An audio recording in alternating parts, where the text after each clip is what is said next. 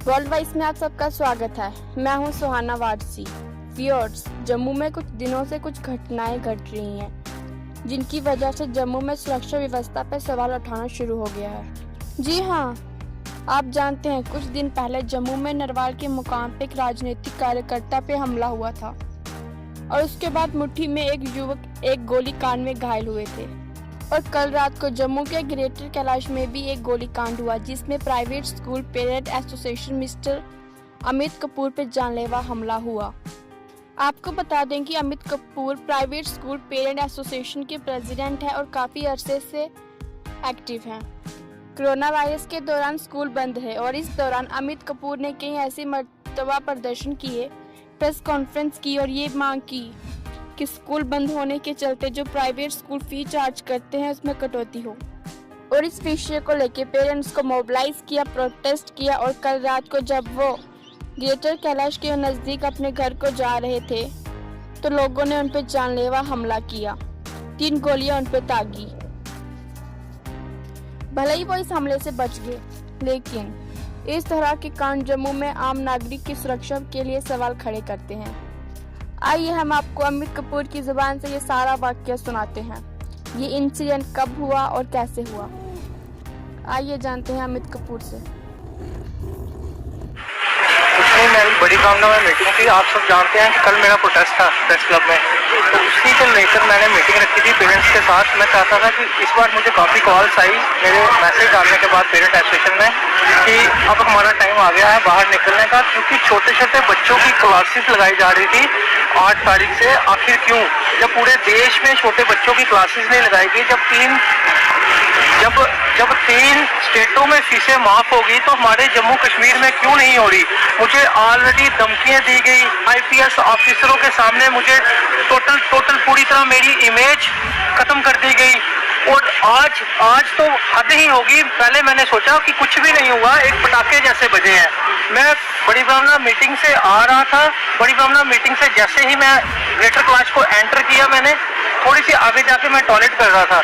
Toilet किया मैंने, फिर गाड़ी में बैठा। जैसे ही मैं गाड़ी में थोड़ा सा आगे गया तो एक पटाख जैसे लाइट सी आती है, हवाई जैसे हवाई ऊपर जाती है। तो अब मैंने तो कभी देखी नहीं कि गोलियां कैसे लाइट निकलती है। तो जब लाइट हवाई जैसे हवाई फटती है तो वैसे गोली की लाइट जैसी हवाई की लाइट जैसी आई।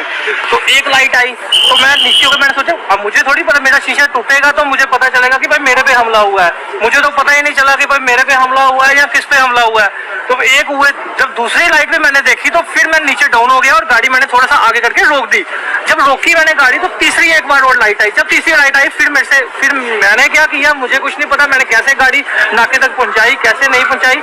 बाकी मैं बिल्कुल ठीक हूँ और कोई मुझे कहीं पे गोली लगी नहीं। लेकिन जो गोली मारने के लिए आए थे, अगर आप गाड़ी में गोली की डायरेक्शन देखेंगे, जो मुझे बाद में मौके पर जब पुलिस वालों ने लिया, जब मुझे दिखाया कि आपको बम नहीं बजा, आपको बुलेट से आप पे अटैक हुआ है, तो बुलेट जो था मेरे स्टीयरिंग के बिल्कुल मेरी चेस्ट पे जाके बुलेट मेरे को लगना था। और अरे यार कम से कम कुछ तो इंसानियत रखो। अगर बुलेट मारना भी है टांगों में मारो, बाजुओं में मारो, सीधे मेरी चेस्ट पे मार रहे हो।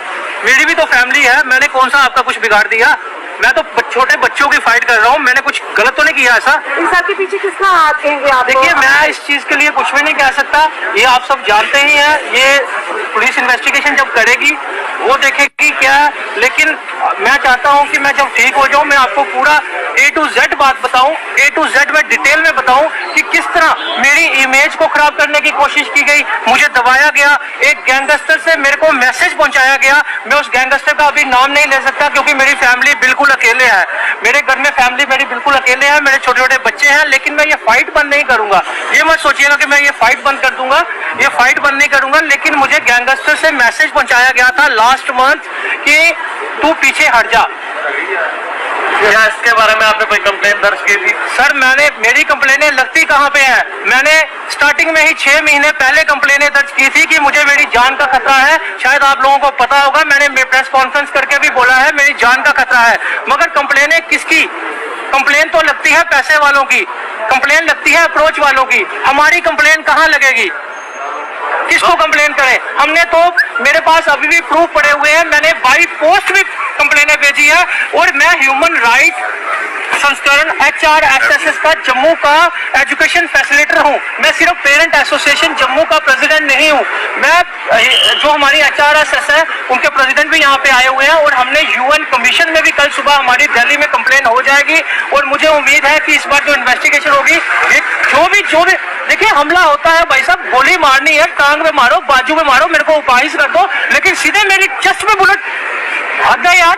कल जो आपकी मीटिंग है वो होगी अब ये नहीं? कल मेरा प्रोटेस्ट होगा, अगर मैं ठीक हूँ, अभी वैसे नॉर्मल हूँ, कल मेरा प्रोटेस्ट होगा। और मैं आप सब पेरेंट्स से निवेदन करना चाहता हूँ, कल 10:30 बजे आप प्रेस क्लब पहुंचे, कल हम प्रोटेस्ट करेंगे ही करेंगे। और ये प्रोटेस्ट ही, देखिए, ये मेरा ऑर्डर नहीं, ये हाई कोर्ट का ऑर्डर है।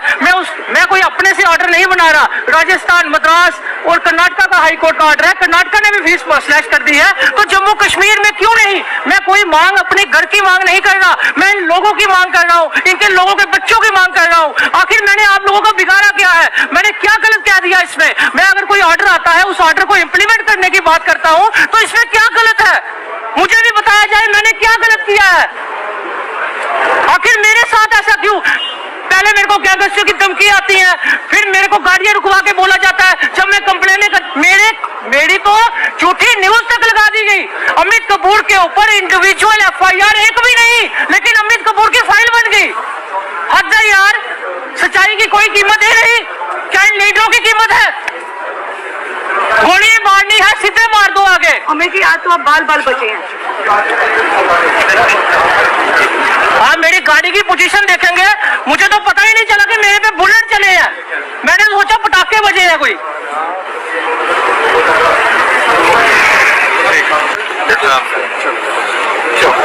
रिलैक्स हो जाओ।